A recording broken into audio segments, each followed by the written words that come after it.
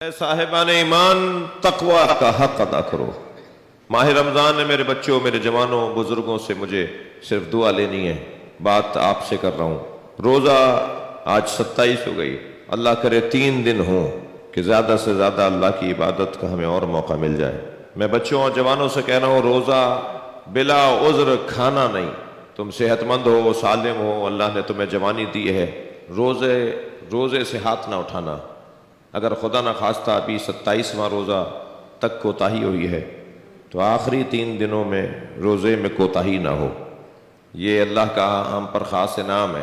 ارشاد کر رہا ہے اپنے کلام میں، الصوم لی، روزہ میرے لیے رکھا جاتا ہے، انا اجزی بہ، میں اسے خود جزا دوں گا، یا انا اجزا بہ، یا میں خود اس کی جزا بن جاؤں گا۔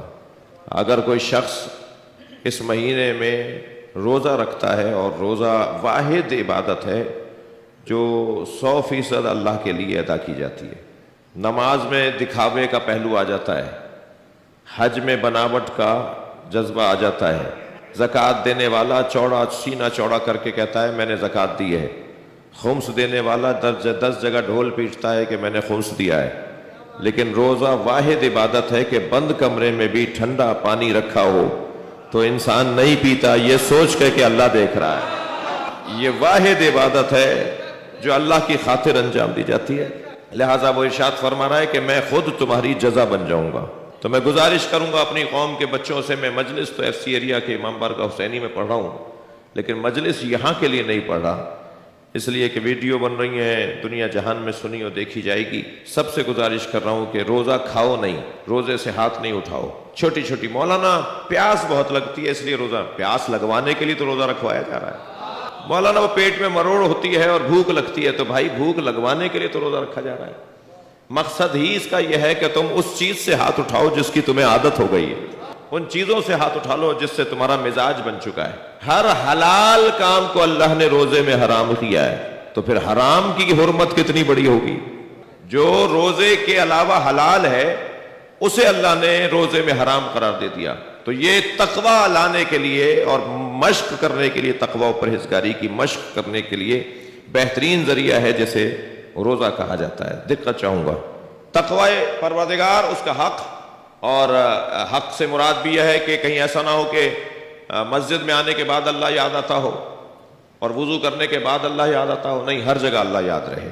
بعض لوگ ہوتے ہیں اپنے مطلب کا دین رکھتے ہیں، جہاں دین سے مطلب ہوتا ہے وہاں سب سے بڑے دیندار ہوتے ہیں، اور جہاں دین سے مطلب باقی نہیں رہتا وہاں بہت آرام سے دین پھسل جاتا ہے ان کے ہاتھ سے۔ تو اللہ ایسا دیندار نہیں چاہتا۔ دقت چاہوں گا، معاف کیجیے گا، ایک چھوٹی مثال دے رہا ہوں۔ بلی کا مزاج جو ہے نا وہ کچھ اپنا ہی ہے۔ وہ جب بارش پڑ رہی ہوتی ہے تو دیوار کے کونے کونے ایک دیوار لے کے چل رہی ہوتی ہے کہ چھینٹیں نہ پڑ جائیں، یعنی دکھا رہی ہوتی ہے کہ میں پانی سے بچتی ہوں۔ اور جب اگر تالاب میں کوئی مچھلی نظر آ جائے تو غوطہ بھی لگا دیتی ہے۔ یعنی جہاں مطلب ہے وہاں پر ساری چیزیں نظر انداز، اور جہاں کوئی مطلب ہی نہیں ہے وہاں بہت بڑی دیندار۔ تو تقوی ایسا نہیں کہ کبھی کبھی بعض لوگ مسجد میں آنے کے بعد اللہ کو یاد کرتے ہیں۔ باب العلم کے صحن میں 2 لڑکے لڑ رہے تھے آپس میں، اور ایک بدتمیزی کیے جا رہا تھا اور دوسرا بار بار کہہ رہا تھا باہر چلو میں تم سے بات کرتا ہوں، باہر نکلو تم سے بات کرتا ہوں۔ تو میں ان کے قریب گیا، میں نے کہا بھائی تم باہر جا کے کیا کہو گے اسے؟ کہنے لگا باہر جا کے میں اس کو بتاؤں گا کہ میں کون ہوں۔ میں نے کہا کیوں، یہاں کیوں نہیں بتا رہے؟ کہا یہ امام بارگاہ ہے، یہ مسجد ہے۔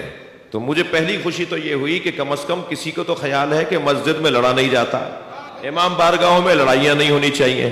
پھر میں نے اس سے کہا بھائی باہر جا کے تم بتاؤ گے، اس کا مطلب یہ ہے کہ تمہیں امام بارگاہ میں مولا کا خوف ہے، باہر خوف نہیں ہے۔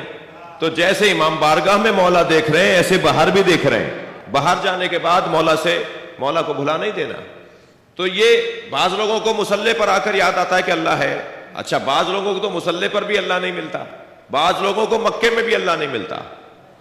ضروری نہیں ہے کہ امام بارگاہ میں مولا ملے۔